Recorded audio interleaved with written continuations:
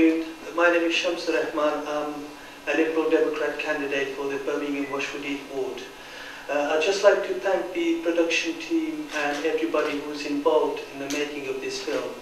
It was very educational and very informative. I also like to thank the Dr. Phil Bennion and the Inspector Sally Holmes, for very pertinent and very relevant points that they made. I would just like to add to those points. Human trafficking is an issue that is indiscriminate in the sense that it's global and it has no boundaries, either nationally or locally. But you see, with human trafficking, right, just like any business, it's a supply and demand.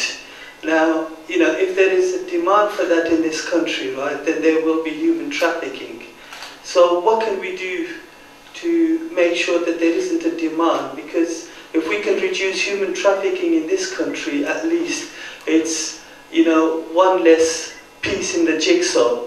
And I think that, while the police do a fantastic job in enforcing the law and investigating these crimes, and the support services like social services or the health service, but I still think that even if you just looked at the film, the film was about human trafficking, but if you looked at the number of different offences that were committed, and the sum of those offences, if you added those up, and the kind of sentencing that human traffickers get for an offence like this, there's a big disparity between the two.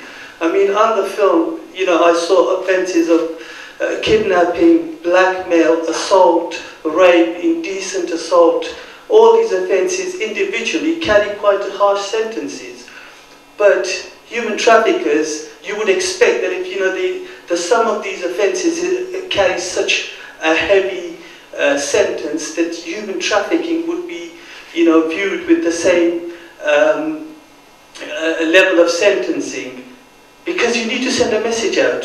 You need to send a message out to the people that prey on these vulnerable people, that this is not acceptable, and we will take a firm stand. It's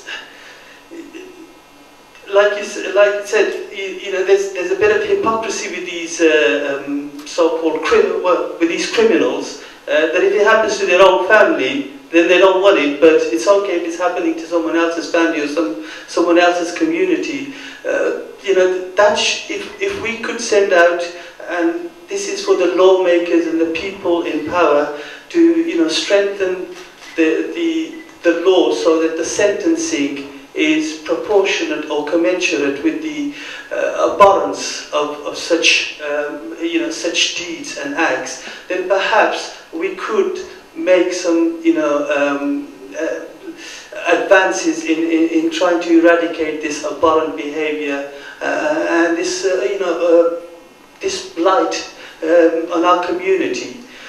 So I mean, punishment or sentencing is usually the purposes of sentences: punishment, deterrence or rehabilitation. In the case of human trafficking, I think priority should be given to deterrence as opposed to punishing someone. It is to prevent people from trying to do these kind of acts, and I think that is I think all political leaders or people who can make a difference on that level should do so and endeavour to do so. Thank you.